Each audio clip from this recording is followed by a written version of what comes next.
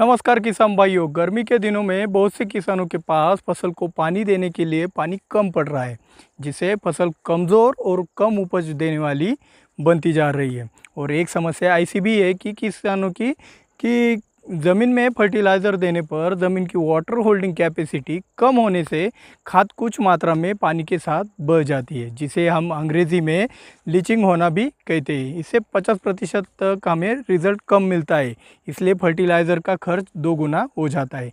तो अब इस वीडियो में हम अपसाइटी क्या है, ज़मीन की वाटर होल्डिंग कैपेसिटी क्या होती है, अपसाइटी काम कैसे करता है, इससे खाद और पेस्टिसाइड की बचत कैसे होती है, यह कौन कौन सी फसलों में और कौन कौन से मौसम में किस तरीके से हमें इस्तेमाल करना चाहिए, अपसाइटी को कॉम्बिनेशन में इस्तेमाल कब करें और कब ना करें, अपसाइटी की कीमत और डोज क्या है, इन सभी सवालों के जवाब के साथ होगी आज की खास बात। तो मैं हूं दिव्यराज और आप देख रहे हो अन्य निर्माता। चलिए शुरुआत करते हैं आज के वीडियो की।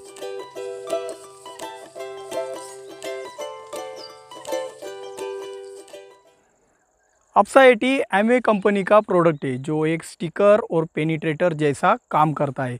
इसमें स्टिकर मतलब चिपका के रखना और पेनिट्रेटर मतलब पानी का सरफेस टेंशन कम कर ज़्यादा से ज़्यादा पत्तियों पर और ज़मीन में चारों ओर फैलना होता है।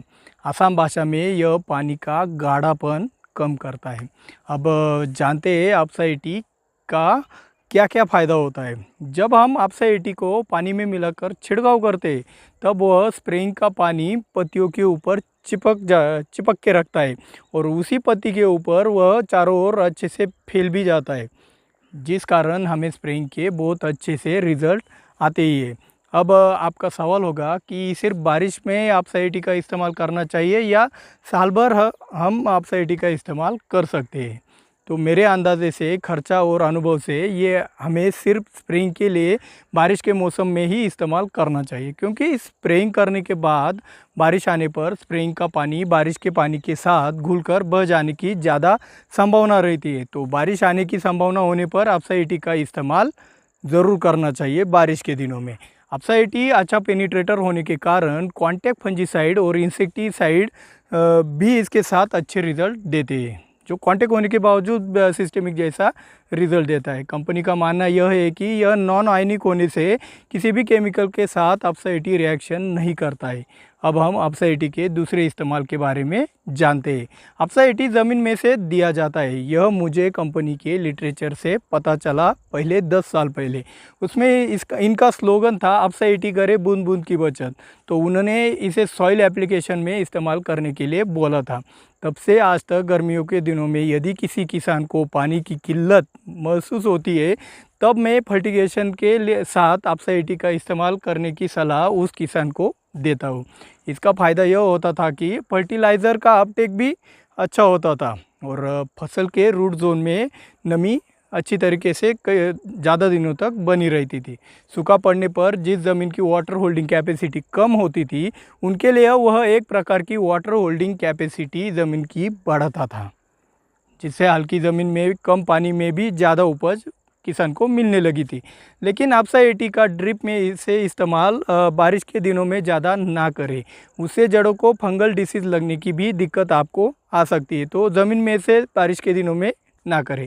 तो बारिश में ज़मीन में से अपसाइटी का इस्तेमाल ना ही करना है हमें, यह अच्छा रहेगा। और अपसाइटी का एक और फ़ायदा यह है कि अपसाइटी नॉन कोरोसिव है, मतलब यह जो हमारे स्प्रेइंग के इक्विपमेंट है उन्हें ख़राब यानी जंग नहीं लगने देता है। तो अब आज की खास बात से पहले आपको हमारी जानकारियाँ अच्छी लगती है तो वीडियो को पॉज करके अभी के अभी सब्सक्राइब ज़रूर कर लेना। तो आज की खास बात यह है कि जब हम ड्रिप में से फर्टिलाइज़र फसल को देते हैं, तो उससे 20 से 30% फर्टिलाइज़र ज़मीन में से पानी के साथ बह जाते हैं, लीचिंग हो जाता है। 10% ज़मीन में फिक्स हो जाता है, मतलब जब हम 10 किलो यूरिया ड्रिप में से फसल को देते हैं, तब सिर्फ 5-6 किलो यूरिया ही फसल को मिलता है। तो फर्टिगेशन में फर्टिलाइज़र का अपटेक बढ़ाने के लिए अपसाइटी कम से कम 25 मिली का इस्तेमाल आपको 1 एकड़ के लिए फर्टिलाइज़र के साथ करना ही करना है। हमारे ड्रेंचिंग में भी इसी कारण हमें केमिकल के रिज़ल्ट नहीं मिलते थे। तथा ड्रेंचिंग में भी आप अपसा 80 का 25 मिली 1 एकड़ के हिसाब से इस्तेमाल ज़रूर करें। और यदि सूखा इतना हो को आपको फसल को टैंकर से पानी देना पड़ रहा हो तो तब उस पानी में से 500 मिली अपसा 80 फसल को 1 एकड़ के हिसाब से ज़रूर दें। अब जानते हैं अपसा 80 की कीमत और डोज के बारे में। अपसा 80 स्प्रेइंग के लिए 200 लीटर पानी के लिए 60 मिली अपसा 80 का इस्तेमाल आप छिड़काव के लिए कर सकते हो। 20 लीटर पानी के लिए 6 मिली का इस्तेमाल अपसा 80 का इस्तेमाल आप छिड़काव के लिए कर सकते हो। और 15 लीटर पानी के लिए 5 मिली अपसा 80 का इस्तेमाल आप छिड़काव के लिए कर सकते हैं। वीडियो को लाइक और शेयर करना ना भूलना। मिलते हैं अगले वीडियो में। जय जवान जय किसान।